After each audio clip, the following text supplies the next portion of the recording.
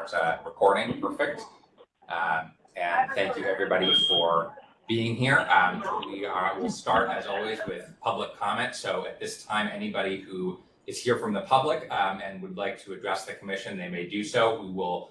This is not the time that we will be doing the presentations. We will get into those in just a couple of minutes. But if you are here you are interested in applying in the future, or you have questions that you would like us to get back to you about as a member of the public, you are welcome to speak at this time. So if there are any members of the public wishing to speak, if you could just use the hand raise function on WebEx and we can call on you. So we'll give that a moment.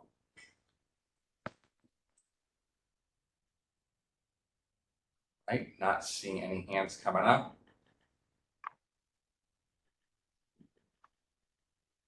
All right.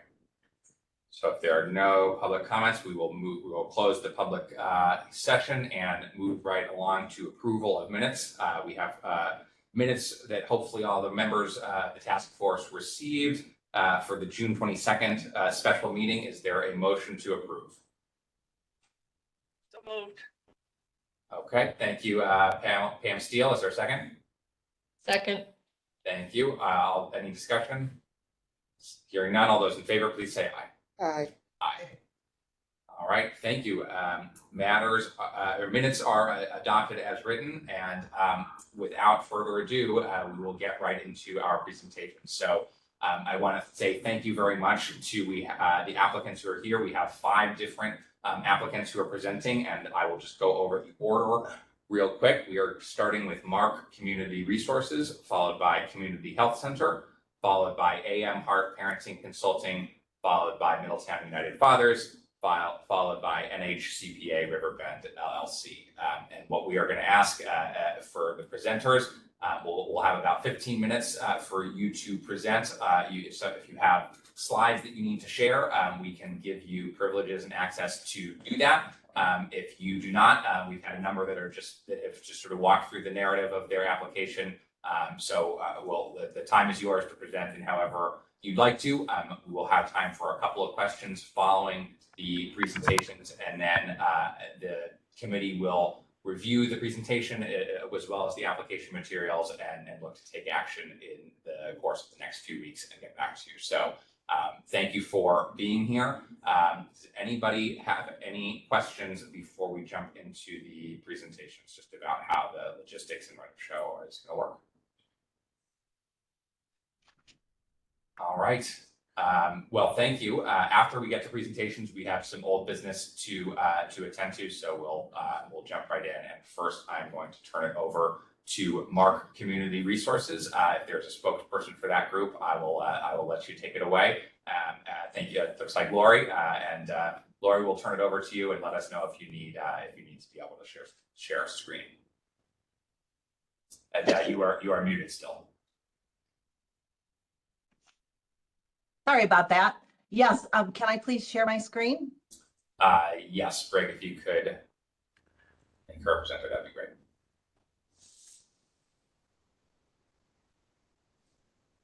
Good to go. Okay, so let me share this.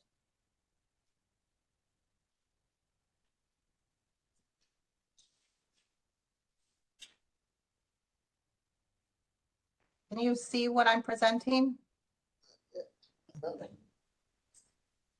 Can people on WebEx see it? We cannot see it in the conference room. Okay.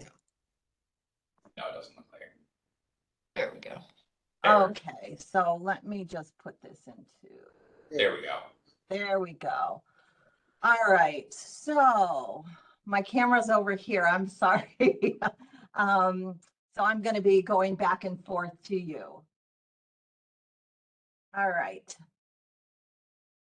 So first of all, I would like to say thank you very much for allowing me to present to you Mark Community Resources ARPA funding application to expand programs and build a stronger community relationships.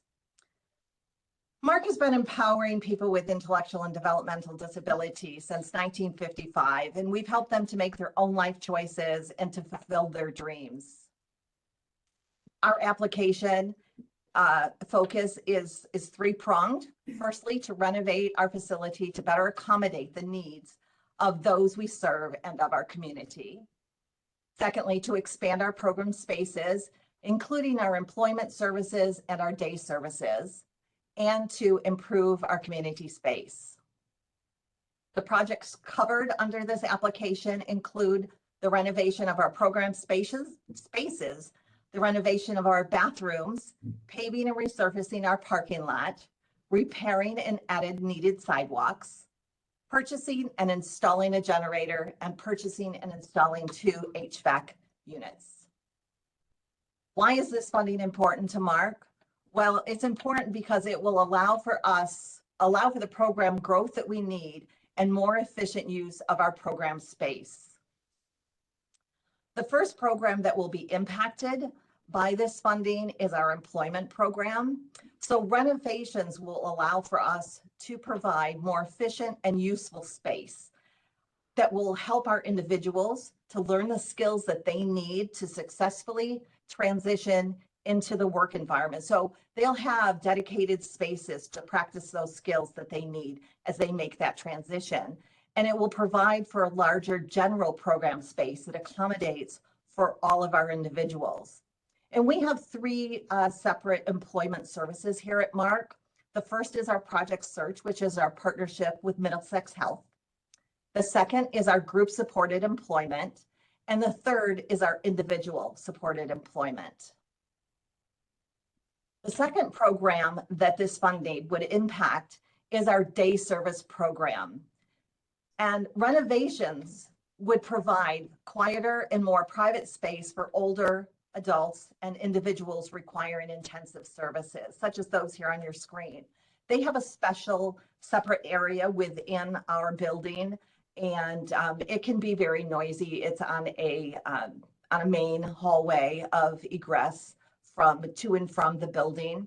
And renovations would also allow us to renovate some spaces that are being used for storage or other things to a more functional space. For example, the top picture here is a picture of our art space.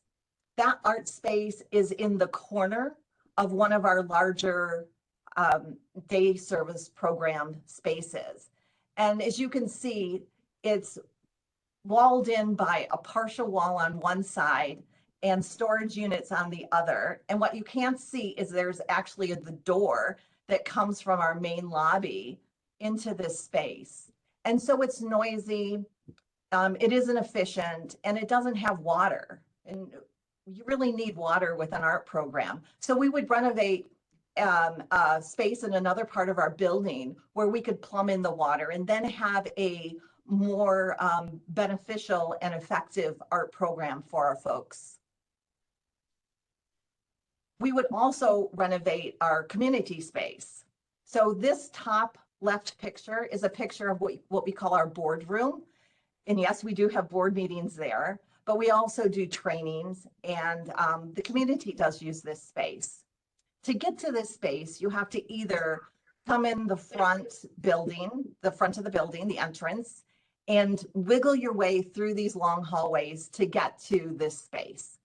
Or the picture on the right shows you the door that you would come in from the back side of our building. It's way at the back. It's not ADA accessible or compliant. And you enter through this long hallway of directors' offices and cubbies. And then you enter into this big space. So you can see there are a few problems. This door is actually at the end of our building. So you have to leave our parking lot, follow this walkway along to the end of the building, and then enter. What we would like to do is to renovate this space that you see here on the bottom left. We call that our undeveloped space.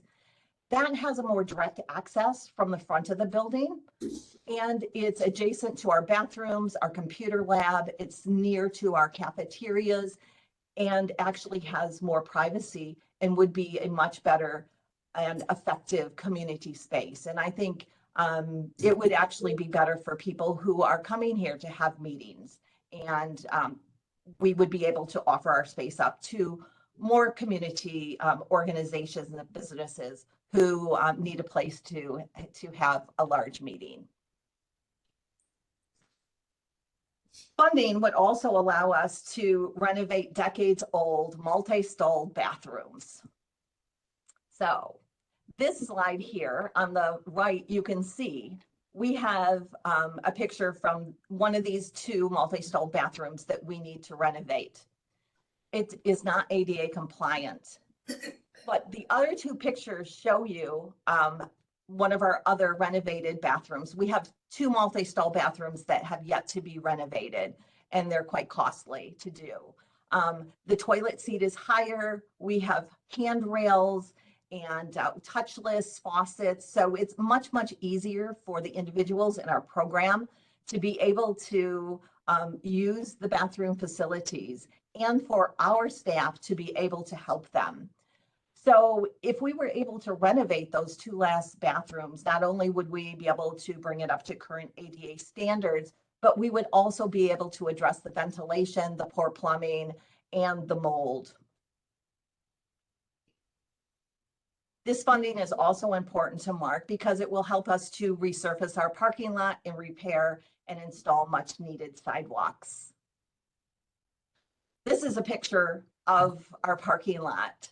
And as you can see, we have many cracks and we have heaving and potholes scattered throughout our parking lot. We have a really large parking lot and a large facility. And many of our individuals who are in our program use wheelchairs or walkers or crutches or are elderly or have other mobility issues, which really creates a concern and a hazard for them when they are coming in from our parking lot, as well as our staff and visitors to our facility. So we would really like to be able to address this problem. And then there's the sidewalks. We don't have sidewalks that go around our entire building.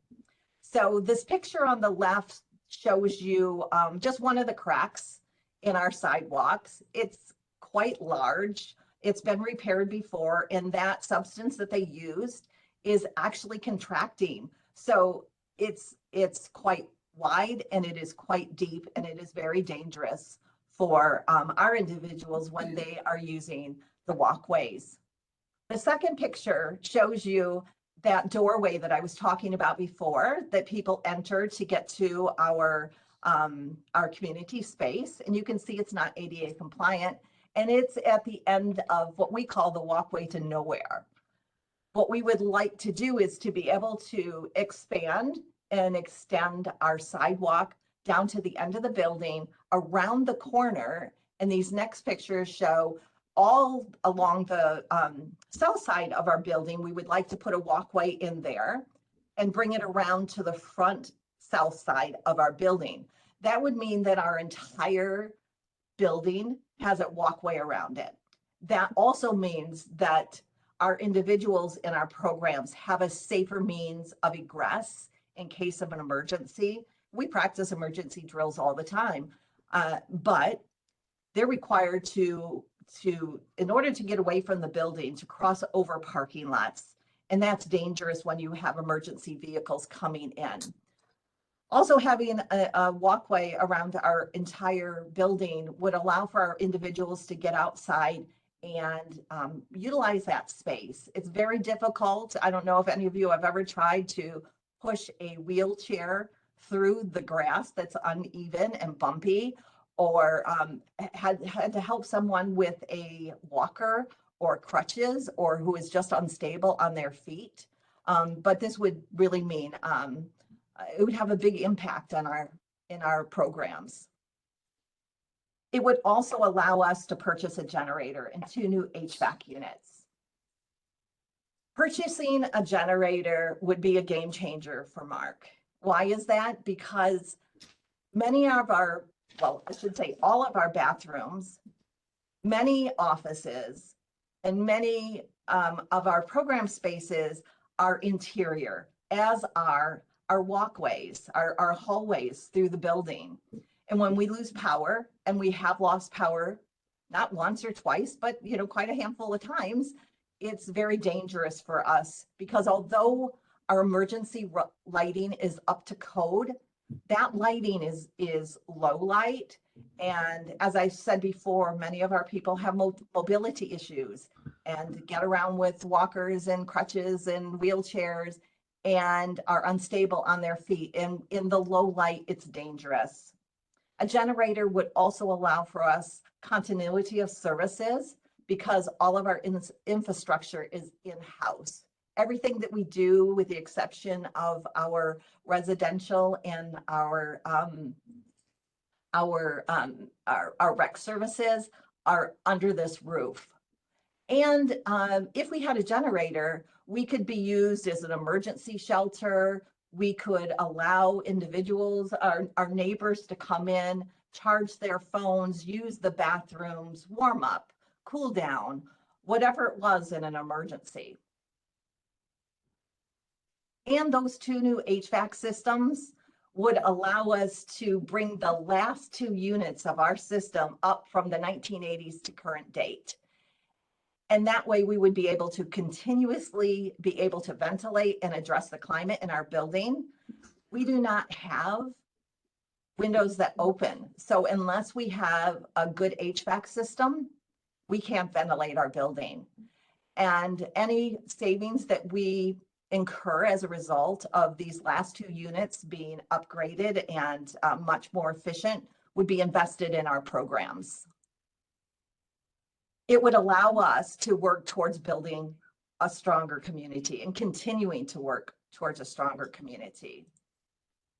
It's important to us to participate in our community and to be able to give back to our communities. So we would love to be able to have more, to be a place on the west side of town where there are large meeting spaces available and organizations who can hold meetings and outreach like we've done through VITA or through our vaccination clinics and COVID testing.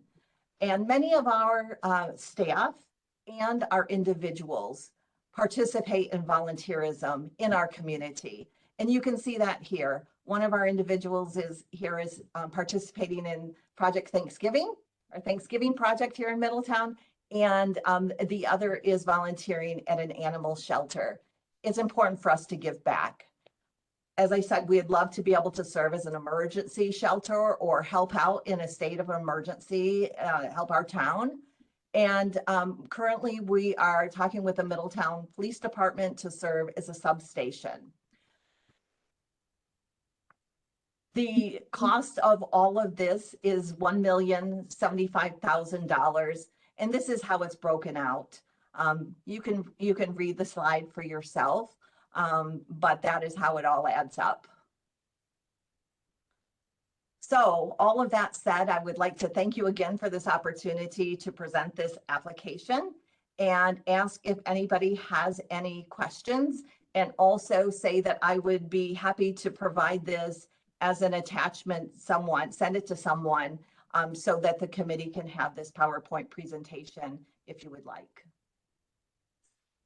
Great. Well, thank you, Lori. Great timing. And if you want to send that, if you want to send the slides to Greg Smith, we will get that out to the task force group. That would be great. Okay. And, Greg Smith. and with any questions, with that, I will say any questions that that folks have for Mark. I see Councilman Nocera, and I will do my best. I've got my screen in front of me to keep up with folks' hands as they come up. So, Gene, go ahead. Thank you, Your Honor. Thank you, Laurie. Great job. Thank you, Jean.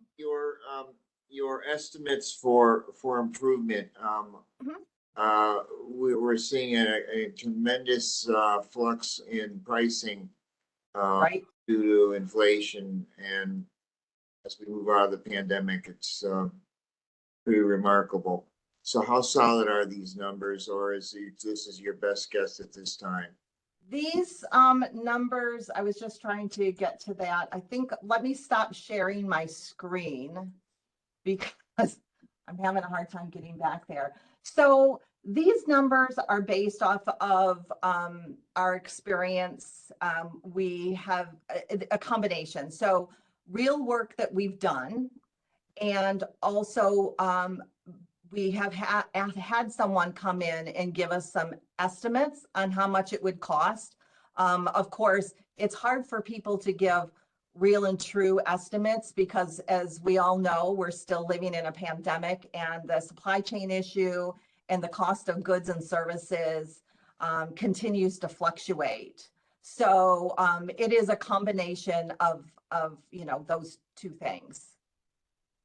Okay. All right, so you did have professionals do their best they could then. Thank you. Yes. And we have, we did have the front sidewalk here of our building and a large entranceway done. And we have numbers that we've based, we've also used that to help us to, base the cost, for the sidewalks. Okay. We've actually done a part of our parking lot in the back, the part where individuals, the van runs come in and out from, and individuals who are dropped off at the door get out. There's a small section that's been done there, and we had a price estimate for our entire parking lot, and that's been a few years ago. And so my second other question, changes. Lori, Sure. final question is, are you seeking other funds to augment this project? Yes, we are. Okay. And it's with private donations? Well, we are seeking grants, Okay. and then we will seek out private donations. Yes, All right, thank you. you're very welcome. Thank you. All right, Councilman Messina, I see your hand raised. I can't hear you, Bill. You're muted. All right, I'm sorry, I had a problem with my computer, so anyways, that was a great presentation. Thank you, Phil. I fully understand the needs of Mark. My question was somewhat related to Gene, because I know we go into these applications hoping to get the amount of money we need. And if your attempts at grants and private donations, et cetera, I'm just laying a scenario out. Sure. And we can't fully fund your proposal, do you have financial means to make up the difference? So Phil, to answer your question, we would, depending on the funding received, we would, and we also have another grant out, and we are always looking for other funding, right? So what we would do is we would tackle those issues of highest priority Correct. first, right? Correct. So we would set a plan based off of the amount that we receive to address the issues which will have the most impact and be most beneficial to the individuals that we serve and to our community. So that's how we would do it. And then my second question is, I think I heard you say you reach out to Chief Costa on the substation. Yes. I think that's a great idea. The substation we had out there years ago was just an empty little corner office. Yes. And that relationship with the clients of your organization, of Mark, would really build relationships, and happy to hear anything that I could do to bring that up at our Public Safety Commission meeting. Thank you. Good luck. Yes, I want to say Chief Costa has been very helpful. When I returned to Mark here in February, I immediately reached out to him to ask him to come in. We started talking about the substation. I talked with him about bringing the canine dog in to meet our individuals and to have officers come in regularly, because we do know that not all the individuals have the opportunity to see our officers, right? Whether they be fire or police officers. And it's important for them not to be afraid. And it's also important for our emergency services to know our individuals and understand, who they are and the challenges that they might have. Okay, thank you. We've been doing that. Thank you. Thank you. Yep. Thank you, Mayor. Thank you. All right, we've got Kevin with his hand up, and then I think we should probably move on to our next presentation. So Kevin, I'll hand it over to you for the last question. All right, can you guys hear me? Yes, we can. All right, great presentation, Lori. I've been to your facility. Great place. You guys are doing wonderful things. I noticed that you have HVAC improvements in there. I just wanted to either ask if consideration has been put into consideration as far as increasing filtration, as far as MERV filters to improve, picking up viruses, or if not, I would really implore you to consider that as a priority. Yes. Okay. So Thank you. I can't fully answer that question. I totally understand where you're coming through. And I believe that some of that has been done before I returned to Mark in February. But I will check into that and also pass those recommendations along. Thank you. Great. All right. Well, thank you very much, Lori, and to the team at Mark. And we will, if there are other questions that come up, we will be in touch and looking forward to moving this through the process. So thank you for being here and for the presentation. And looking Again, forward thank you for your time. Absolutely. And great. We will move on to our next presenters. We have Community Health Center here to talk about the Family Wellness Center and Vinny's Jump and Jive. So Kenneth McClary and team, I will turn it over to you. And Ken, good to see you again. And thanks for being with us. Thank you, Mr. Mayor. I appreciate you. Could I have the ability to share? Yes, we'll get that underway, Greg, if you could. Thank you.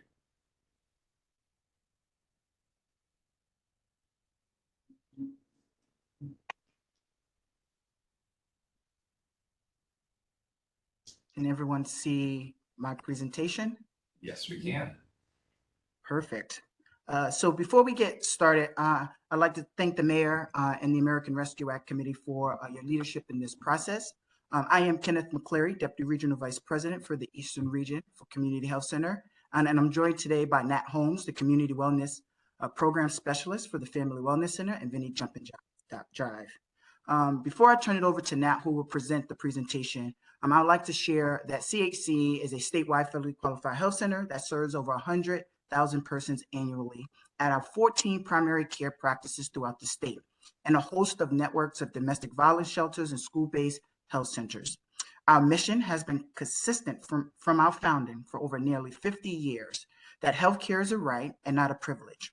CHC is also committed to transforming primary care through training of the next generation of healthcare professionals and leading in research and innovation. We have more than 80% of our patients who are living in poverty, and our goal is to provide quality care that is delivered with dignity and respect. Again, we thank you for allowing us to present our presentation today, and I will turn it over to Nat, who will give you an overview of our proposal. Nat? Thank you, Ken. Good morning, everyone. Thank you for the opportunity to present our proposal to merge the sites of Vinny's Jump and Jive and Middletown Family Wellness Center into one more efficient location. Vinny's Jump and Jive is Community Health Center's community dance hall, and Middletown Family Wellness Center is our Birth to 5 program. And we would like to house that Vinny's Jump and Jive at our Family Wellness Center location at 635 Main Street. So my name is Nat Holmes, and my title is Community Wellness and Engagement Program Specialist. I oversee Vinny's Jump and Jive and Middletown Family Wellness Center, as well as a few other programs here at CHC. I've worked at CHC for 25 years, and when I think back on my many experiences I've had while at CHC, I come back to one of my earliest, working at the Middletown Family Wellness Center homeroom after-school homework program for North End children at 635 Main Street. And this is the same site I will be referencing in this proposal. A site that is a history for me and for the many children and families who have utilized its programs and services. I am proud to be both a resident of the North End and have the opportunity to serve my community through my work as an employee of CHC. When I was thinking of this presentation, I had just recently sent out a post to our Vinnie's patrons, sort of letting them know about our relocation. And I was just amazed at the outpouring of support and emotion when they found out that we had to leave our location at 424 Main Street. So I thought I'd start with a quote that I received back, a reply on one of my posts. I think it really sort of speaks to the essence of what Vinnie's has brought to our community over the last 22 years. The quote reads, "There's something to be said about a small space being more than just a room. If a space is done right, it welcomes people as they are and makes them feel just a little less alone and a little more loved. Then, just a small space can become a respite, a place to find your tribe, a sanctuary, a place to call home. That has been this space for me for so long. Never was there a space or a floor or a community that felt more like home than Vinnie's. I will forever remember this place as a sacred space where the heart of a community like no other, will live on in the echoes of shoes tapping, hands clapping, and laughter flapping. The hearts of all whose feet once graced those floors will linger long past the last song is played and the curtain closes. The floor will remember, the walls will remember, and we will remember Vinnie's, our shared home." So to me, that sort of speaks to the essence of Vinnie's and really kind of re-inspired me, to look at the next 22 years and how we're going to make that happen. So why are Vinnie's and Family Wellness Center good for Middletown and Main Street? The Vinnie's and Middletown Family Wellness Center are long-standing Middletown community programs that have enriched the lives of thousands of Middletown residents over the last 30 years. Both programs have a culture of inclusion and diversity that create a family-like bond for participants. The sites are loved community spaces that are part of the mosaic of downtown Middletown. They are programs that are part of the rich history of Main Street over the past 30 years. Patrons of both Vinnie's and the Family Wellness Center eat, shop, and enjoy supporting Middletown's Main Street businesses, bringing revenue to our area and supporting our thriving Main Street. Many, especially those who attend the Family Wellness Center, live within walking distance of the site, while others travel from around the state to participate in our programs. Simply put, they are programs that are uniquely Middletown. Both programs promote health and wellness, and Vinnie's provides a unique opportunity to celebrate and engage in arts, culture, and creativity. Vinnie's has been an integral part of the thriving Middletown art scene over the last 22 years. People come from all over the state to dance at Vinnie's. In particular, we have one of the strongest swing and blues communities in the entire state. Due to our central location and top-tier dance floor, we attract swing and blues dancers from the Hartford, New Haven, and Yukon swing and blues communities. During the pandemic, we were one of the only venues in the state for the swing and blues community. Vinnie's is a program that crosses and intertwines cultural experience and artistic expression. It is a program that attracts people who love to dance or wish to learn to dance from across a broad geographic area. It is healthy and recreational at the same time, and an evening spent at Vinnie's usually includes a stroll down Main Street at and dinner at a local restaurant. The Middletown Family Wellness Center is known in the North End as a haven and invaluable resource for families of children under 5. We meet families where they're at, whether they're thriving or in need of assistance and support. Families can come to join a playgroup, support group, receive clothing donations, diapers, or a sense of connection and belonging. A place to get out of the house and be around other families with young children and receive support. The Family Wellness Center is a place that helps families deal with the isolation of being a new parent. It is informal and fun. Most of the programs are drop-in weekly programs that give families the freedom to come to groups when they want and not feel locked into a long-term commitment. We want families to explore the program without pressure and feel safe and respected. We pride ourselves on trying to assist families in any way we can. The social, emotional, and physical well-being of families and children are central to CHC's mission. Vinnie's and the Family Wellness Center have long enjoyed close partnerships with McDonough School, Middletown Public Schools, Middletown Parks and Rec, Chamber of Commerce, Wesleyan University, and we regularly collaborate on Holiday on Main, cruise nights, trick-or-treating on Main. The Family Wellness Center recently sponsored a mountain bike club at McDonough School for 4th and 5th graders, co-sponsored by Connecticut Cycling Advancement Program. Vinnie's and the Family Wellness Center have always looked at collaboration with other community groups as central to our mission. We know it takes a village. Finally, while the pandemic has presented unique challenges to Vinnie's and the Family Wellness Center, we see this proposal to merge the programs into one space as a potential springboard for rebuilding both programs back to their pre-pandemic potential in both attendance and programming. Vinnie's and the Middletown Family Wellness Center are good for Main Street, good for Middletown, and good for the health and well-being of those who use the programs. So on that note, I'd like to finish my presentation on our last two slides, sort of going over what we intend to do with our project. So why are we requesting ARPA funds? Vinnie's current space at 424 Main Street has a very similar overall shape and dimension as our Family Wellness Center space at 635 Main Street, which is why it made sense for us to consolidate the two programs within our space at 635. Due to a change in landlord status at 424 Main Street, we will be needing to vacate our space there very soon. And we need a new home on Main Street. How will the funds be used? CHC is requesting $81,900 to redesign and renovate our current Middletown Family Wellness Center located at 635 Main Street to create a multi-use space that would accommodate the popular evening dance programs of Vinnie's and morning daytime programs of the Family Wellness Center. The Family Wellness Center really hasn't had an update in the space since its inception in the early 90s. How do we intend to renovate the space?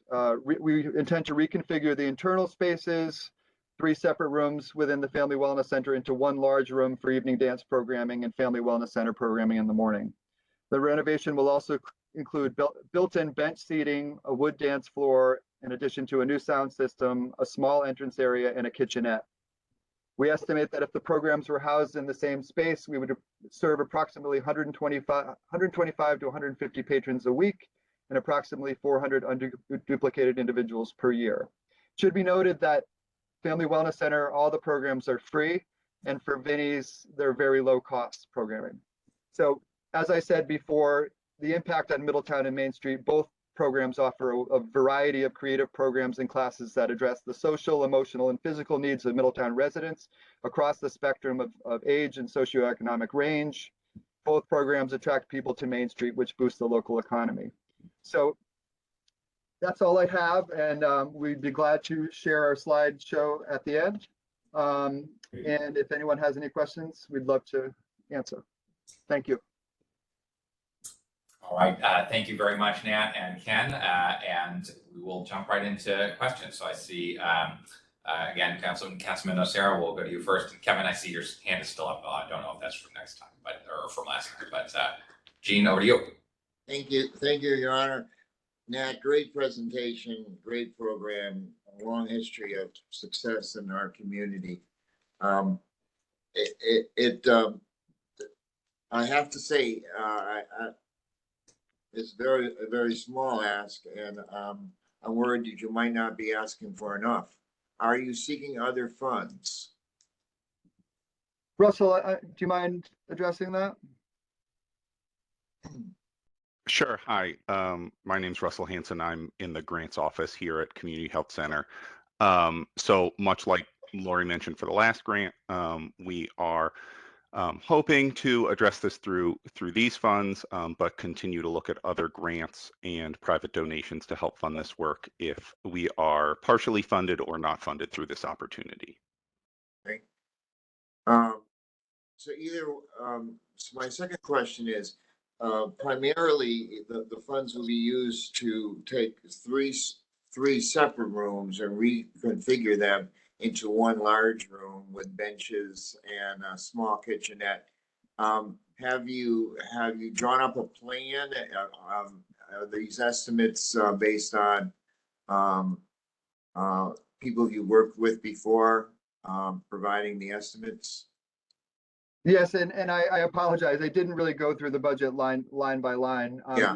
You all saw it on the slide. You know, one of the big things in that budget is the dance floor, because Vinnie's has been known around the state for having an amazing dance floor, so that'll be a big cost for us. But we do have a contractor in mind. And Russell, do you want to fill that out a little more? Or Yeah, so the costs are based on, we got an estimate from a Resco construction company in Middletown. They looked at the space and provided an estimate for the construction. So that's what those are based on. Okay, thank you. Thank you, Your Honor.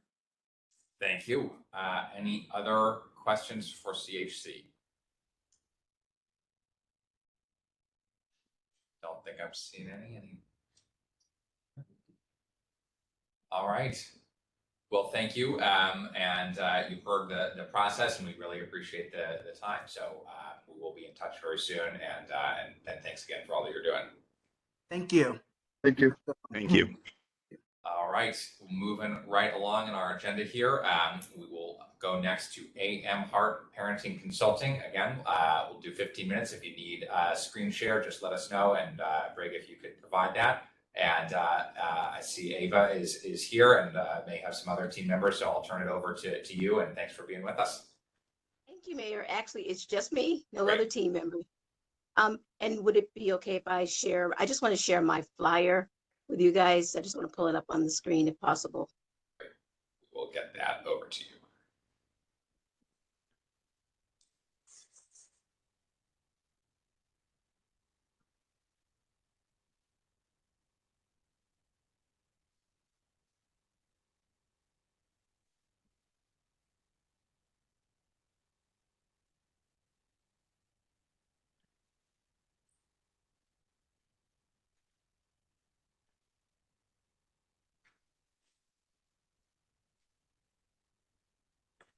Is it coming up for you? Oh, I think it just came up. Okay. Yep.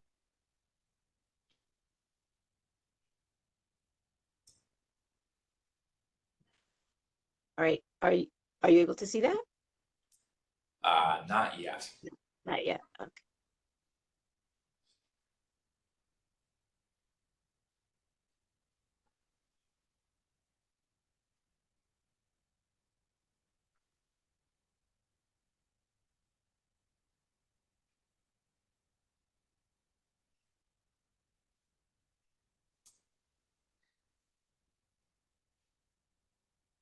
How about now?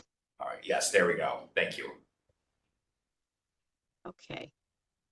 So let's see. Are you guys able to see me? Yes, we are. Actually, it looks like your camera might have just turned off, but we can see that we can still see you on here. Okay. Okay. So I'm just going to get started. Is that fine? No problem. Yeah, go right ahead. We can see the flyer. Okay, great, great, great. Well, first off, I just want to thank you all for having me here today. And thank you so much for the opportunity. And I would like to start with how this came about. And then I'm going to go through basically what it is in terms of trauma bonded sisters. And then I'm going to talk about the individual impact as well as the community impact of the workshop.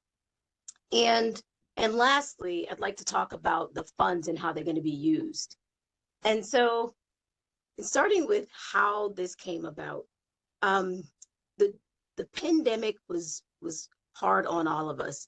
And as a clinical social worker, and I just want to say that, so I'm in private practice in Middletown. My business is called AM Hart Parenting Consulting, which is quite deceiving because I do more than parenting.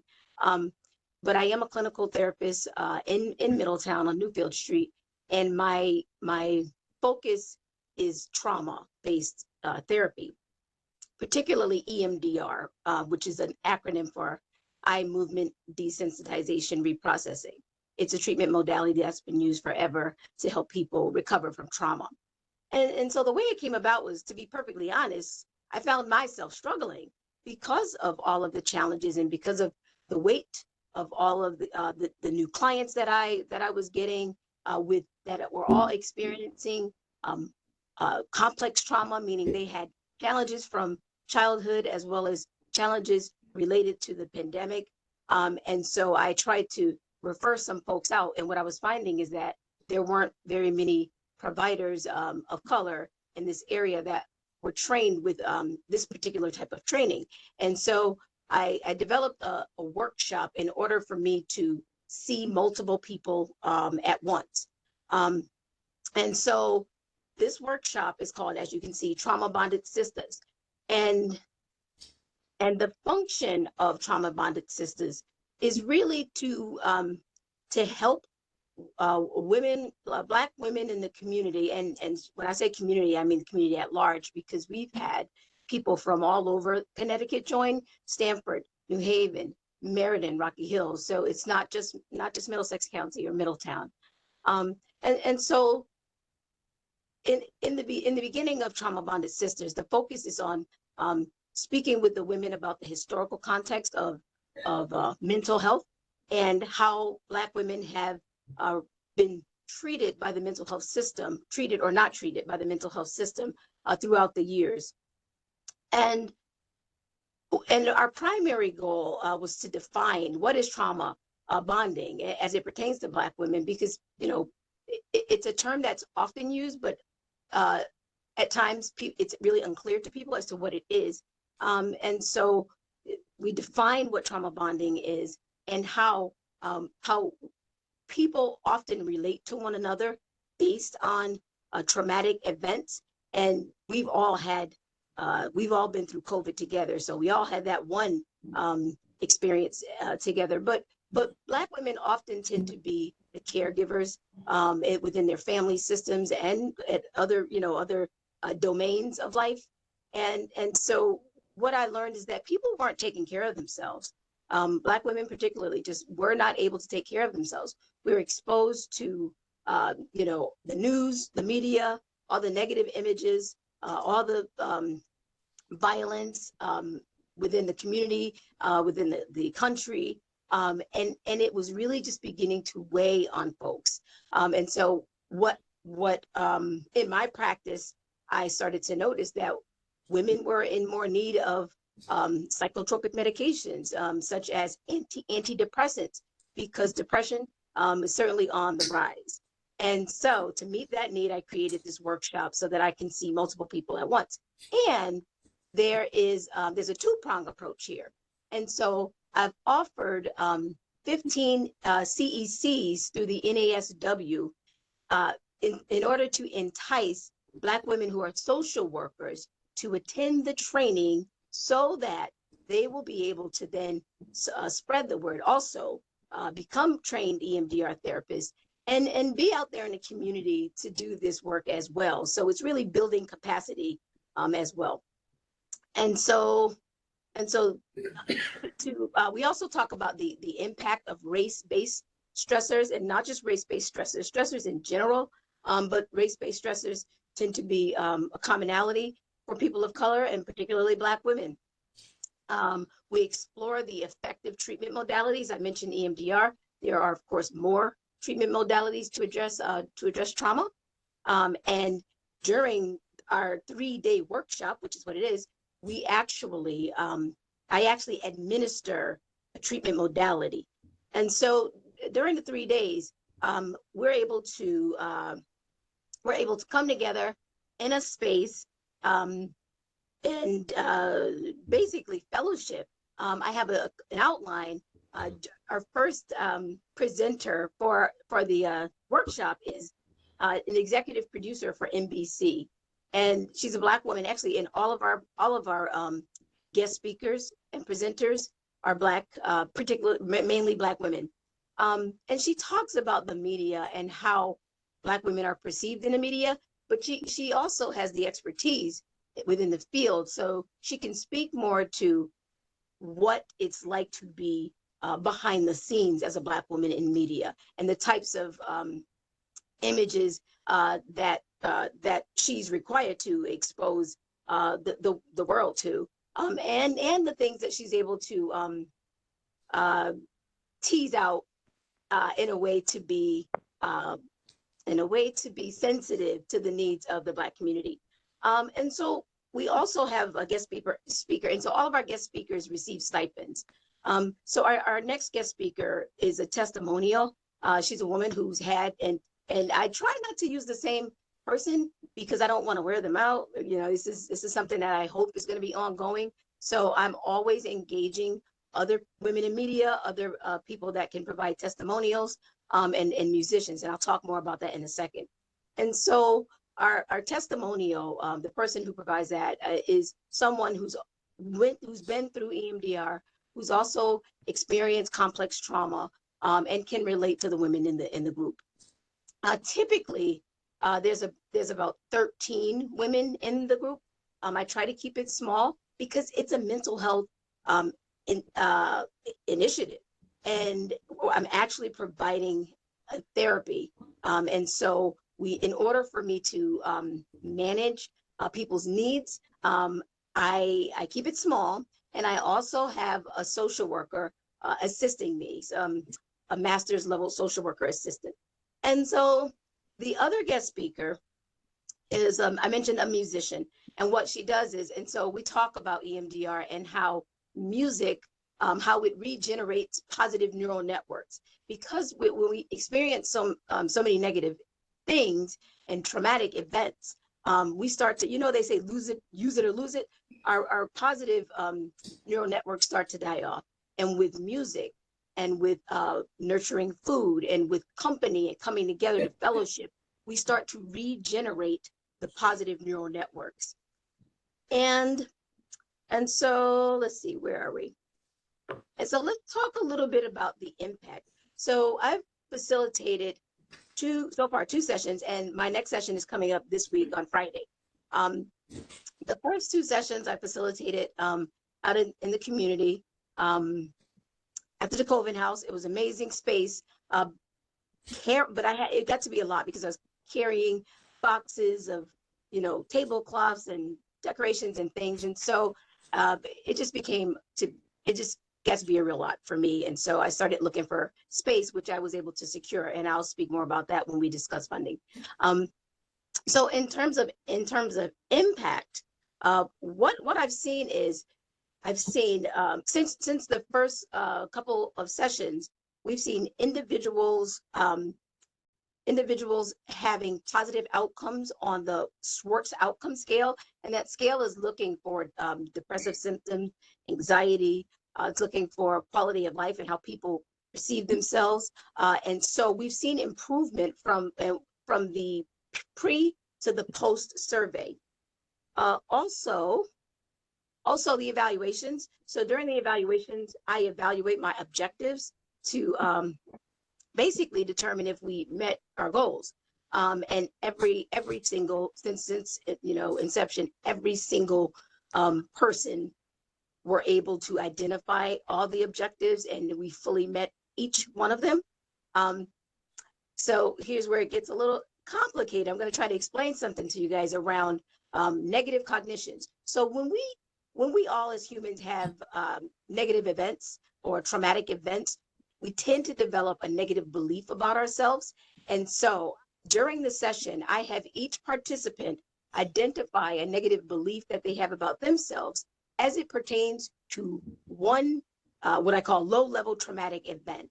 And so during that session, I am able to work with 13 women at a time using a specialized device that I had made especially for this group. And I'm able to administer EMDR therapy in a group setting. And so every single one so far, every single participant were able to move their negative cognition to a positive cognition by the end of the 3 days. And that's a huge, huge impact. I mentioned the NASW. 15 participants received their NASW, received CECs from the NASW, 15 social workers. 2 participants were referred to higher end mental health services because my observation as well as the surveys indicated that they had movement in a positive way, but they still needed more. And so I was able to connect them with Middlesex Hospital outpatient services. And so in terms of funding and how we plan to use the funding, I know that you have it in writing, but I just want to go over it briefly. So my fee, the clinical social worker's time for, I do most of the administrative work and preparing for every session, doing wait list, preparing the next set of slides, basically everything that a person would do to prepare for a workshop, a 3-day workshop. Also, the social work assistant, a small amount will go to her. There are also funds, I would love to put aside funds for participants' needs. And so what I've learned throughout these workshops is that some women have very specialized needs, such as childcare, such as the one woman who signed up for an MSW program needed a little help with the application fee and things like that. Also, we were able to purchase 3 garden plots for the local community garden for 4 of the women. 2 are going to share. And so those are just some of the small ways that we could use the funds to help with participants' needs. So catering, that was one of the biggest things that I got underestimated. I didn't anticipate food going up and the price of gas, but that did impact us significantly. And a lot of our money goes towards food. And the food is I'm very intentional with the food. It is mostly warm and comforting and healthy. And in our community, I find that food, it brings us together, and it is very intentional. So just as an example, we have fish and grits on Sunday. And it comes right on time because Sunday is the day where we have our musician who sings inspirational music and motivational music, and we are just all coming together. And so let's see, funding. So space. I mentioned that space that I was previously using the DeCoven house, which had worked out, but was very, very taxing on my body, my time. And so I was able to secure a space also on Newfield Street, which is amazing and perfect. It is a conference space with a waiting area, with a small office for privacy, with a little kitchenette. And this Friday is my first time using the space. One of the community impacts is since meeting with, I think, the second group, I was able to collaborate with Kai Belton, who runs Sister Circles. And she actually used my space before I did. She started facilitating the Sister Circles out of that space. And I speak about the space with such joy because it is specifically designed for the participants. When you walk in, there's quotes by Maya Angelou on the wall. There are photos of pictures of the people that are in the room, and it feels warm and inviting. So I happened to pop in at the last Sister Circle session just to lock up and make sure everything was tidy. And the women were just so appreciative and grateful, and they felt really welcomed and comforted in the space. So I find that all of those details are so important. Clinical social worker facilitation time. So also the money, the funds will go towards my time. 3 days, 3-day workshop is quite, I would say it's about 33 hours just on the weekend alone. I am, like I said, clinical therapist, so I do have a full-time job. So that is it just adds to my work week. And so let's see, where else? So let me just briefly mention, so early on, the United Way, they had funded us with about $3,000, which was amazing. But I was also able to secure some private funding from the Wild Gifting Project. Not sure if you guys are familiar with it, but that, and I got about $50,000, which is sustaining us now. So my hope is that the money that the Arpa funding that I would request from Arpa would help us continue this programming throughout the program year 2023, 2024. And the goal is to facilitate at least one workshop per month. Of course, weather permitting, we are in New England, so we just never know what's going to happen in that regards. But that's pretty much it. So I'm not sure if anybody has any questions or any comments. Perfect timing, and thank you very much for the presentation. And yeah, we can open it up for any questions from the group. So anybody with a question, you can raise your hand. Just, Ava, I did have a question, in terms of, recruiting. How do you recruit? Do you, um, participants for the program? Okay, that's a great question. And so because the funding was, it was limited in the beginning, I was really selective about recruitment. I did the basic stuff. I invited individual participants on Facebook. I also provided this flyer to other clinical therapists in the community. As of now, it's also the dates and the content are also listed on the NASW webpage. And really word of mouth. I've been getting tons of referrals. Like this session that's coming up is completely full, and I had to create a small not a wait list, but a list of folks that would like to join, but they weren't sure which months. So August is almost completely full. September is halfway there, and we even have at least 4 participants for October. So even though I haven't publicized this like in the press or anything like that, it just seems to take off and people are hearing about it. But I'd be happy to take any suggestions. Oh, thank you. It's an awesome program, and certainly one that is, really needed. And so I look forward to getting more, since I've learned about it, also to be able to recruit people. It sounds like a great group for all of us to be in, especially as an African American woman, and the trauma, the complex trauma that we all have experienced. Absolutely. Women of color. Thank you for the work you're doing. Thank you. Thank you, Reverend Anderson. We'll go next to Councilman Nocera. Thank you, Your Honor. Ava, congratulations and continue to do this amazing work that you've done for so long and so well.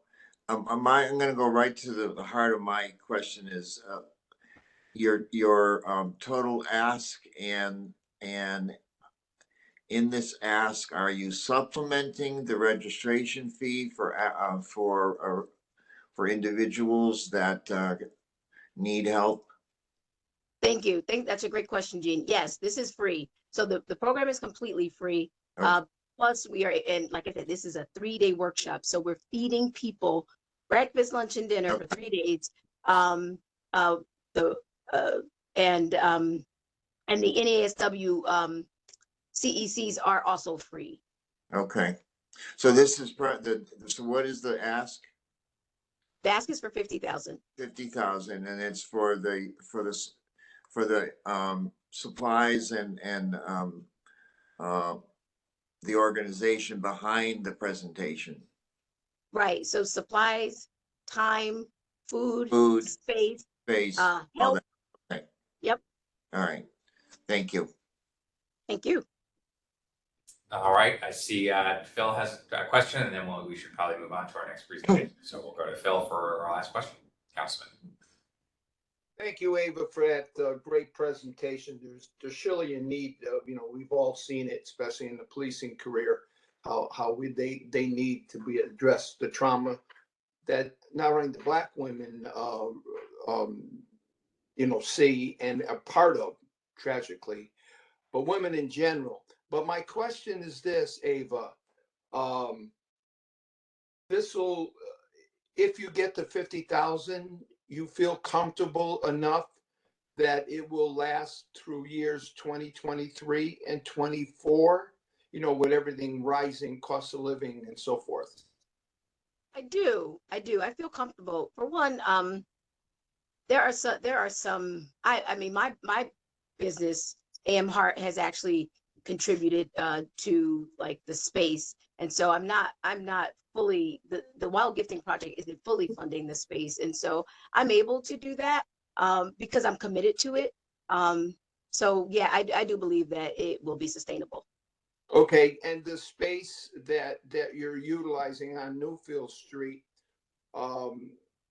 you have a pretty steady rent to get, so you don't have to worry about future?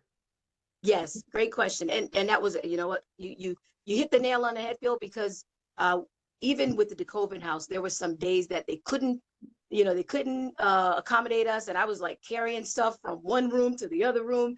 And so I needed to be stable. And so, yes, this is a stable space. We just signed a lease for a year. I don't know if you know this, Sebastian's photography, Yeah. lovely people, Yeah. wonderful Yeah. to work with. So it's just all good. Great. And thank you. Blessings to Thank you. you. All right, thank you, Councilman, and thank you again, Ava, for the great presentation. And we appreciate the time, and we will look forward to reviewing further and being in touch soon. So thank you. Thank you. All right, moving right along, we have Middletown United Fathers next on our agenda. I want to thank them and our last presenter for their patience. We will turn it over now to Harold Hart and team for your presentation. And if you need screen sharing privileges, just let us know, and Greg will provide that. You're still muted. Sorry. How about now? You're good now. Good to go. All right. Well, good morning, everybody. No particular screen sharing images for myself. I'm just going to talk you guys through what we're doing and just let you know what we've accomplished over the last 12 years. Just a little history on the organization. In 2008, the Middletown United Fathers were founded by 8 men of color from right here in the community. And particularly, we started with a Father's Day celebration to bring attention to positive African-American role models in the community. And then at that point, it kind of migrated to us as a group wanting to do more, which facilitated the establishment of the nonprofit. And the mission of that nonprofit was for us to kind of recruit and educate and highlight, all of the positive male role models in our Black and Brown communities within town, and try to create resources for our youth and fragmented families within some of our low-income and disenfranchised communities. And from that mindset, we've established a variety of different programming that we've done throughout the years. At one point, from 2008 to 2012, we were providing mentoring services within Middletown High School through our Minute School program, which was pretty much designed to kind of assist at-risk students that were identified through staff and administration at the school, and just try to help to take them from out of the at-risk label, if you will. And we did that for about 4 years. It was pretty successful. We've also established what we used to call skull sessions, and those were informational sessions and probably like a bi-monthly time frame. We would just kind of dig around in the community, see what kind of issues are pressing, and actually have some conversation about some pressing issues within the community, whether it's from anything from gang violence to mental health to health, fatherhood issues. We had established at that point in time a relationship with Real Dads Forever, which was a state-ran organization that we had collaborated with. And then the program that I am speaking with you today about was also developed back in 2010, which is now called the Reverend Douglas E. Lawrence Larry C. Owens Memorial Community Garden. And we collaborated with the city. They provided us with some space, green space, some space that they wanted to keep as green. And we collaborated with them to start this community garden. And we're on about 8 acres at the corner of Long Lane and Long Hill Road. Over the past 12 years, We've established relationships with Middlesex Hospital, United Way, Amazing Grace, a bunch of the local churches, ACEs, in particular the Family Advocacy Program out of Middlesex Hospital, also with the WIC and other various charitable organizations. And what we've done is pretty much we've been able to feed anywhere between 700 to 1,000 residents annually, from our, through our growing season, with about 5 to 7 pounds of veggies a week throughout our harvesting period.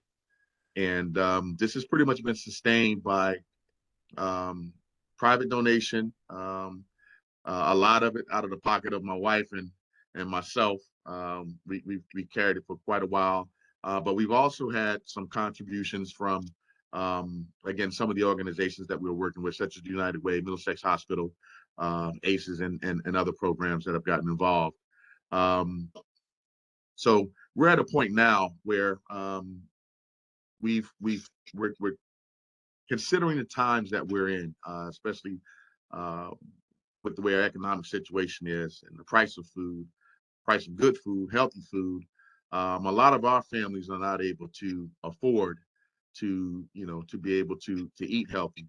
And what we've been able to accomplish over the years is exposing, a lot of our low income and disenfranchised families through what we call sweat equity, which is teaching them and motivating the families and the youth to be able to sustain themselves, save themselves money by being able to learn how to grow and produce their own food, healthy foods. We've established a relationship with the Middlesex Chamber of Commerce, where we have pretty much been mentoring anywhere between 5 to 7 youth, male and females, for about the past 8 years. And it's been very successful. Probably 90% of the children that we've been able to mentor and work with and host them, we are still in contact with, and they still come out and help out to this day. So it's been a very powerful process. The reason why we're asking for the money, for the funding, is that we've had a deer fence installed. It's been about 11 years ago now. And we've, over about the last 3 years, we've kind of had to tailor back some of our production just because we've been getting ravaged by the deer. We also want to become a lot more self-sufficient and be able to extend the garden. We're developed on about 3.5 acres, and we have a good 4.5 acres that we can continue to develop on and even feed more people. But we're not as self-sustaining as we want to be. We want to be able to get us overhaul our stock, if you will. We need our own tractor, our own tillers, updated new tillers, new gardening tools, pretty much everything that it takes for us to continue, moving in the direction that we've been moving in. We also, with the addition of repairing the existing fence, we also would like to install an electric deer fence, which will prove to be a lot more effective than the Teflon fence that we have now. At this point, I guess they get just as hungry as we do. They don't even jump over the fence anymore; they just bust through it. So the deer fence will kind of deter them, and it doesn't harm them. It'll just keep them out of our way. Other than that, that's really all that I have. Feel free to ask any questions you may have about the organization, what our vision is, and how we see things moving along in the future. Great. Thank you very much, Harold. Before we jump into questions, there was a comment in the chat that I want to just read from Reverend Harville. Said, I'm having difficulties with my internet, but I want to thank Kevin Hart and the United Fathers for the exceptional work they are doing. I want to commend the Cross Street Church support of the project. The program is named after the former pastor of Cross Street Church, Reverend Douglas Morris. So thank you, Reverend. Sorry that you're having some internet difficulties, but And thanks to Harold for the presentation, and we can get right into questions. Councilman Bassina, I saw your hand go up. I think that was not from last time, so we'll go straight to you first, and anybody else, feel free to raise your hands. Oh, thank you, Kevin. That was excellent, presentation. Personally, I'm happy to hear this, and I was always amazed because when I was in the police department, I was at that. I guess you called it. Yeah, it was a Father's Day celebration, and it was at McDonough School. That's right. And walking down there and seeing, everybody and what you generated is amazing. Going by that the garden, because that's part of my walking area. But you know what? You hit a real nerve with me because, working and talking amongst the community, there's parts of Middletown that's a food desert, that we don't have the sufficient food for individuals to get at. Even Amazing Grace is always asking, and they're currently asking now for more help. But it's amazing the amount of food that you've given on this limited part of acreage. And so most of your funding, it sounds like, will be to upgrade your farming techniques, machinery, etc. But it's a wonderful job. And I guess what's the total amount you're asking for? I'm sorry. I believe it's like $32,000, and that will cover. That'll help us kind of reorganize. And I also would like a portion of that. We have some very dedicated volunteers that have been really, for the past 12 years, have given an awful amount of time, a lot of time, to be able to make this happen. And to the extent that it is happening. So some of that is built in. I would like to, we finally put a actual budget together and just started to accrue, if we were operating as a farm and we had to pay our volunteer, our workers, as opposed to them being volunteers, just the labor alone, that we put together was in excess of about $35,000 to $40,000. So part of that 30 grand, I would just like to be able to give a stipend to, the four main volunteers that have been helping us, run this program over the last 12 years. Yeah, there may be a limitation with the ARPA funding and how we grant it for salaries, but I'll leave that to the legal advice of Brig. But again, surely it's a small ask for some very important equipment, and good luck and continue to do what you did. You truly were blessed from that 2008 little function that we had at McDonough School to where you stand today. So somebody's guiding you, and very happy with you. I appreciate that. Thank you so much. Thank you, man. All right, Pam Steele. Harold and Ava both. I'm just so thankful for the two of you in our community and all that you're doing. And I just wanted to let you know how much you're appreciated. These programs are wonderful and very well needed. And so it's more comment than a question. Just thank you, especially about fresh vegetables and fruits and things to our community. We know, and you hear it all the time, it's in the news, that it's lacking. So just thank you for everything that you're doing. And Ava, thank you for everything that you're doing with our mental health, and just know how much it's appreciated. Thank you, Pam. Thank you, Pam. I appreciate that. Thank you, Pam. Any other questions? Yes, Harold, it's so good to see you. And again, thank you so much. And as we know that the community garden is named after Reverend Douglas Lawrence, who loved this community and gave his heart and soul to this, to the community also. And also just the ability to not only grow vegetables, but also to teach those how to grow vegetables and continue to address the food insecurity by also teaching them how to grow their own vegetables. And thank you so much for you and your wife and also the whole team's labor of love. And we're looking forward to the expansion of that. And as I mentioned to you, the Ministerial Health Fellowship is certainly going to be in support of that as well. Thank you, Reverend Anderson. I appreciate that. Thank you, Reverend. Any other questions or comments?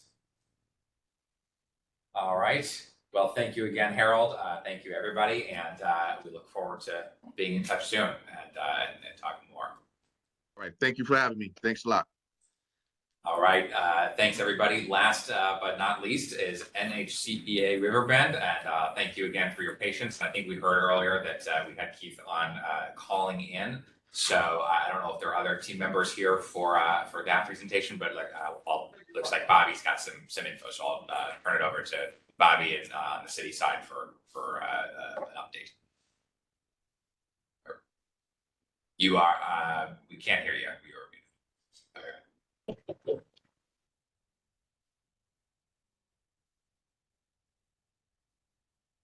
Do you want to come down to 208? All right, looks like we're having some technical difficulties, but fortunately we are just right down the hallway. I do believe we have Keith here calling in as well.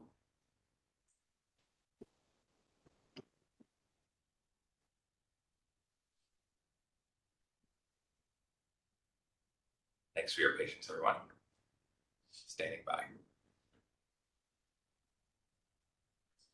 Don't know why it's only this meeting that my mic doesn't Your work. mic doesn't It was work the well? same thing last time, remember? Strange. Keith Muller was boarding a flight and had a small window, and we've missed that window, unfortunately. But that does bring me to another point that I wanted to raise with this group. It seems like we are still slowly but surely moving through applications, but we have so many. I would like to raise to the group for consideration doing a special meeting so that we can hear some of these additional applications. And we have done it. We have done one or two of those before. Yes. As we work our way through this process, especially with scheduling, that might be something that we can consider. So yes, we can definitely get that work on getting that scheduled with the group. So it sounds like we'll have to hear from that presenter next time.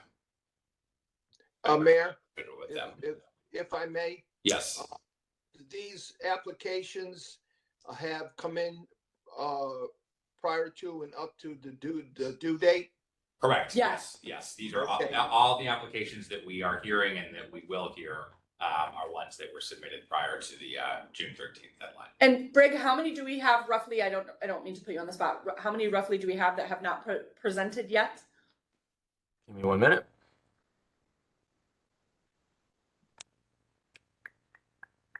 About a dozen. Yeah, that was what I was saying. It's about a dozen. So Couple special meetings. a couple special meetings. Yeah. Yeah.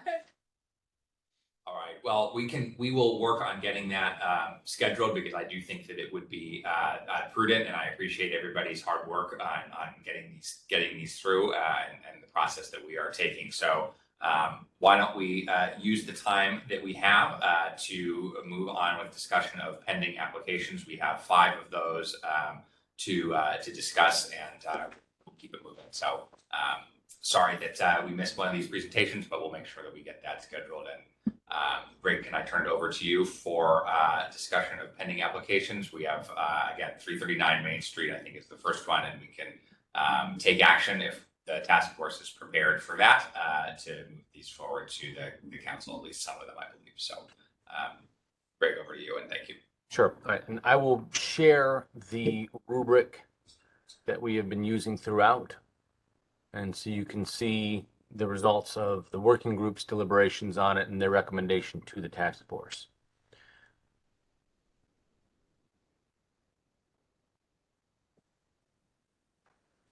So hopefully you're able to see this. And I've highlighted the ones that we'll be reviewing today. So the first one is 339 Main Street.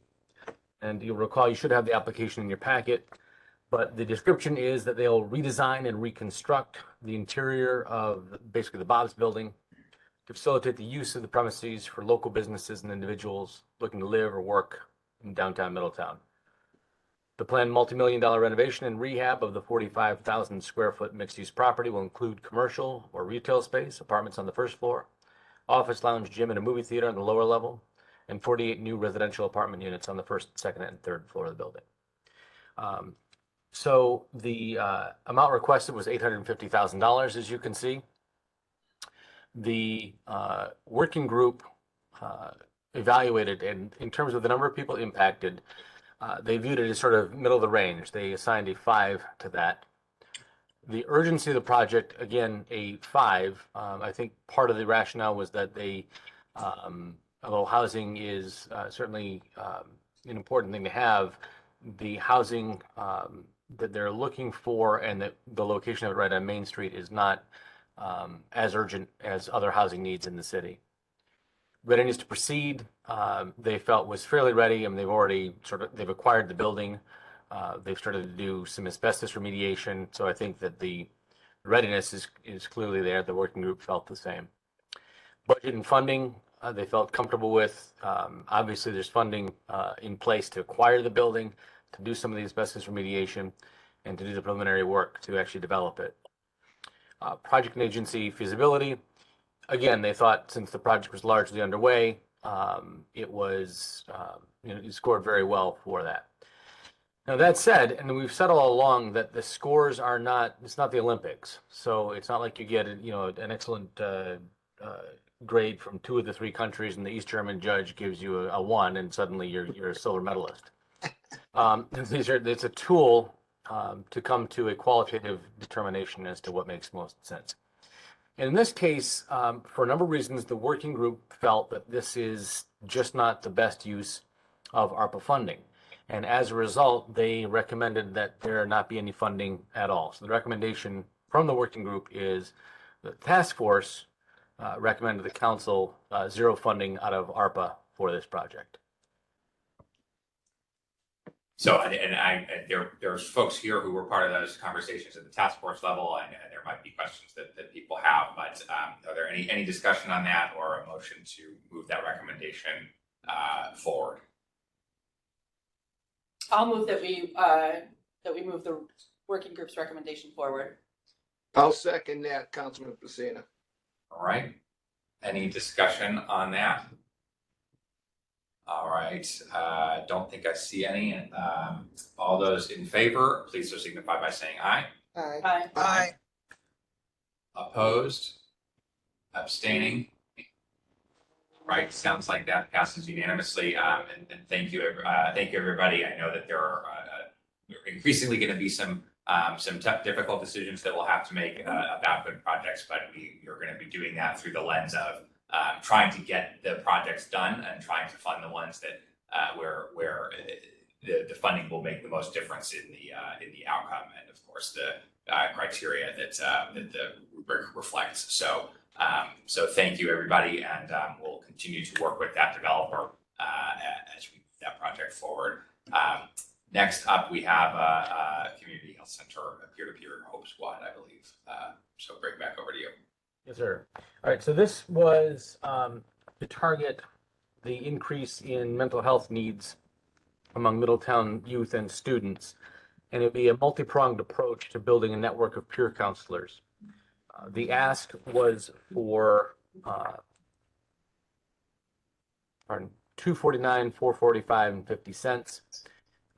The working group thought it was a high number of people impacted, Middletown youth generally. Clearly very urgent. It's a 10 out of 10 in terms of mental health and trying to recover from the pandemic. And we've heard already from another presenter about the effects of the pandemic on mental health. Readiness to proceed. They're very clearly ready. They have the resources. They're doing programming like this already. Budget and funding, more than sufficient. They have funding in place. This would be addition to it, but they do have the wherewithal. And then again, to that point, a 10 out of 10 for project and agency feasibility. We know who they are. They have a presence in the community, and they do this. So based on that, though, and based on the sort of limited funds that we do have available, the working group recommended a reduced amount. Instead of 249, 445.50, the working group recommends a flat $200,000. All right. Any questions on that? Right, is there a motion to move that forward? So moved, Councilman Pacina. Second. Thank you. Thank you. Seconded by Reverend Anderson. Any discussion? Hearing and seeing none. All those in favor, please say aye. Aye. Aye. Aye. All opposed? All abstaining? All right. Thank you very much. And back over to you, Rick. Thanks. Next is the Middletown Redemption Center. And the working group actually had some questions for the applicant. The responses came back in, but the working group did not have a chance to meet after they came in. So my suggestion for process is that we either table this for the next working group session, or I can sort of read the response into the record and we can sort of grade online, but it may actually be more efficient for it to go back to the working group for us to look at it next week. I'll make a motion that we table this and move this to our task force working group. I'll second that. All right. Thank you. That was seconded by Cynthia. And yes, we will certainly we have no shortage of opportunities for discussion. So I think that probably is most efficient. All those in favor, please say aye. Aye. Aye. All opposed? All abstaining. All right, thank you. We will be back to that soon. And next up, I believe, is Connecticut Home Collective. Yep. So Connecticut Home Collective, they were proposing a educational curriculum that would especially help and highlight the BIPOC community and some of the issues that it has faced over the years and some of the ways to try to address those issues now. The working group generally felt it's a very important project. Number of people impacted, significant, but it wouldn't be, unanimously across the entire city. An urgent need, 8 out of 10. Readiness to proceed, again, they have the wherewithal. They're sort of doing this already. So a 9 out of 10. Budget and funding, they're sort of doing it already. They have sufficient means. The ask was not that large. And project and agency feasibility, 10 out of 10. So the ask was for 75. The recommendation is for 75.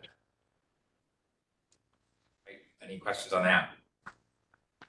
I'll make a motion that we move to approve the recommendation of the working group. Second. Thank you. Seconded by Reverend Anderson. Any discussion? All those in favor, if there's none, please say aye. Aye. Aye. All right. All opposed? Abstaining? All right. Thank you. And last for old business, at least as it relates to pending applications, is Downtown Business District. Downtown Business District, again, the facade improvements, sort of numbers speak for themselves. So it's broad impact, it's Main Street and the Downtown Business District. Urgency, again, in keeping with the theme of recovering for small businesses and trying to come out of the pandemic with economic recovery, the working group felt was pretty urgent. Ready to proceed, they're ready. They could use the funding, additional funding, but they're ready. Budget and funding, though, this is, it either gets funded here or it doesn't happen. So that's a 1 out of 10, which is the lowest possible score. And the feasibility, again, it's the DBD, it's the chamber. So we know who they are, we know what they can do. Recommendation from the working group, though, was a reduction from the $500,000 ask to $300,000. I'll move that we move that forward for 300,000. Thank you, Phil. And is there a second? Second. Thank you. Any discussion? All right. All in favor, please say aye. Aye. Aye. All opposed? All abstaining. All right. Thank you very much. That passes unanimously as well. And those 4 applications and those recommended amounts will move forward to our next council meeting. I think that we have a couple pending at a special meeting that is happening tomorrow, and then there will be more forthcoming in August at our August meeting. So thank you very much, and we'll do some quick updates on old business for our current expenses and balances, and for the water and sewer underway, if there are any updates on that. So we'll go first to Greg, and then Joe, if you have any updates, we can touch on those quickly.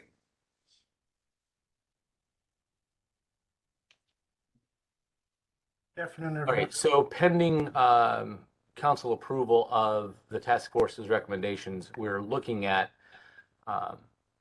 21 was allocated, about half has already been appropriated, leaving about half for us to recommend. So we're obviously in the hole if we fund everything. So this will be, depending, this would be another, what, $575,000 coming out of the about 10.4 that remains. Any questions about balance? All right, Joe, turn it over to you for any updates. Thank you. So we've completed the preliminary assessment and preliminary design for the I&I for basins 25, 26, and 27. With that, I have the engineer's opinion of probable cost for the construction portion of that.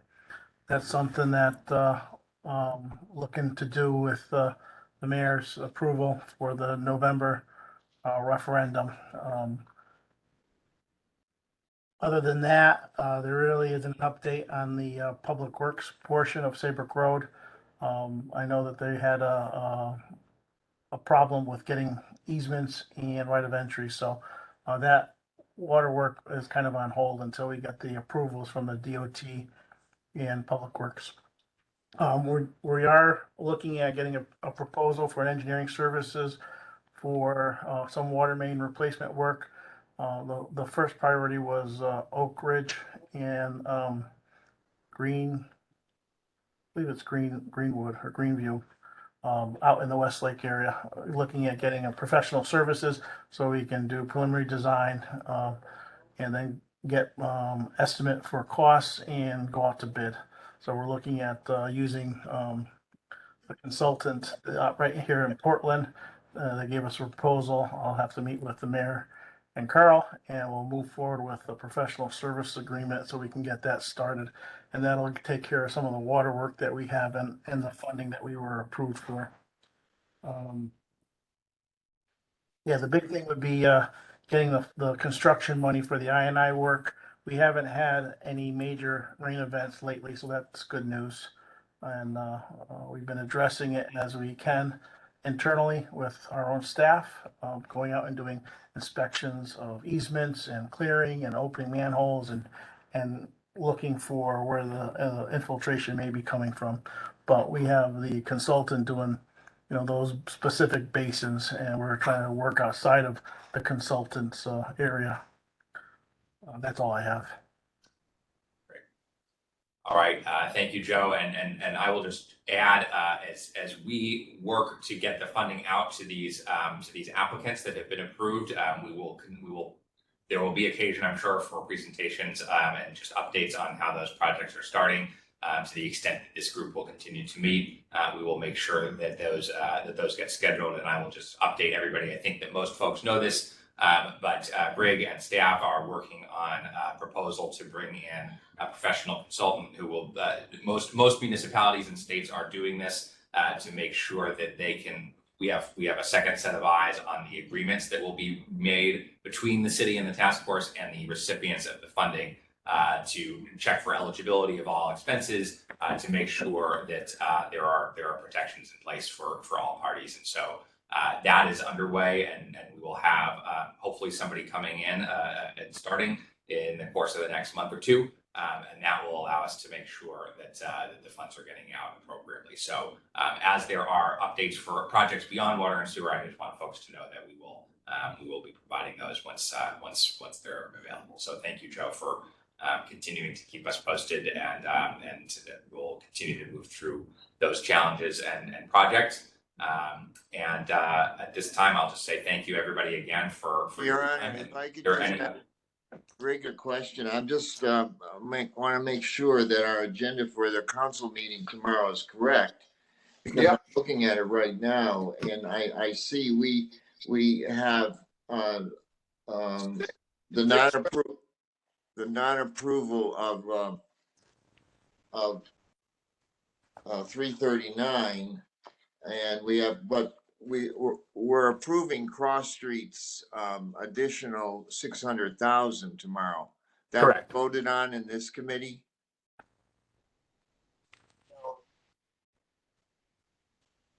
I don't believe it was voted on here. So that was it was not voted on. It was not voted No. on. We're actually Oh, great catch. talking about Yeah. that on the front I end. wanted that coming back. Great So, catch. yeah, Perhaps we could address that now. yeah. Great catch, Gene. Thank you. Okay, thank you, Gene, very much. And so just for context, Reverend Anderson and I were talking beforehand, before we started the meeting, and the additional funding that had been discussed at the last meeting was actually not on the agenda for approval at this meeting, but it sounds like it is on the agenda for council action on tomorrow's special meeting. So just for people's recollection, this is the funding, the second half of funding from the application that was put forth by the Ministerial Health Fellowship. We had to look into some questions about how that funding would be, how elements of that programmatic funding would be distributed. And we were able to get some satisfactory answers to those questions happily. So we believe that funding can move forward. And if there is a motion to approve it at this meeting, we can take a vote, and take action. Second. Council. All right, I'll thank you. second that. Any Absolutely. discussion or questions on that? All right, in that case, all those in favor, please say aye. I want to say. Aye. Yeah. We had All There's- opposed? And we'll have an abstention from Reverend Anderson, I'm guessing from Reverend Arpa as well. Thank you. Okay. There is a couple more little, I'm sorry, I know it's been a long meeting, but I don't want tomorrow's meeting to go haywire. No, that's okay. We've approved today the Cross Street we just did, and Connecticut Home Collection, that was done today.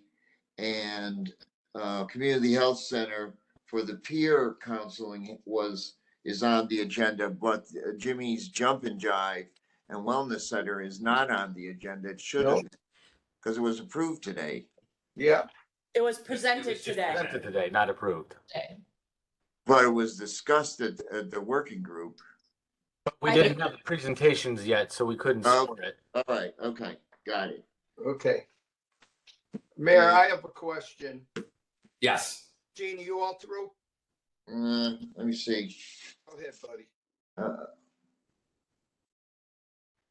My And we're gonna have to take off the Redemption Center because that's on the agenda for tomorrow.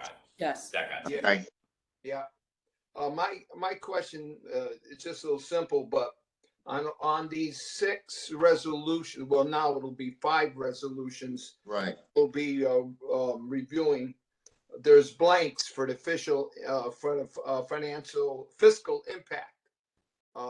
Would those amounts be on the resolutions? Yes. Yes. They will be. They will. From today's meeting.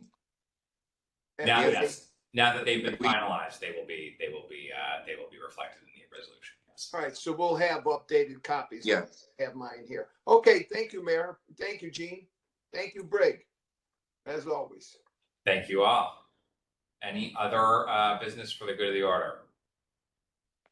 All right. Hearing none, I'll entertain a motion to adjourn. Move we adjourn. Second, from Councilman Nocera, thank you. All those in favor, please say aye. Aye. Aye. All right, thank you, everybody. Thank you. We are in adjournment at 12:47, and we will be in touch about scheduling for next steps. So thank you again for your time. All right, thank you. Have a great day, Thank you. everybody. Bye. Take care. Bye. Bye. Bye. Thank you so much. You're welcome.